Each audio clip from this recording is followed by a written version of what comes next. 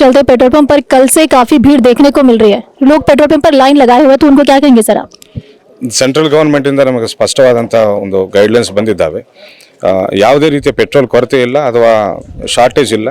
So ಯಾವುದೇ ರೀತಿಯ ವದಂತಿಗಳನ್ನು ನಂಬಕ್ಕೆ ಹೋಗಬೇಡಿ. ದೇರ್ ಇಸ್ ಇನಫ್ ಪೆಟ್ರೋಲ್ ಎಲ್ಲ ಬಂಕ್ಸಲ್ಲಿ. So don't rush to petrol bunks ಅಂತ ನಾನು ಎಲ್ಲರಿಗೂ ತಿಳಿಸ್ತಾ ಇದ್ದೇನೆ.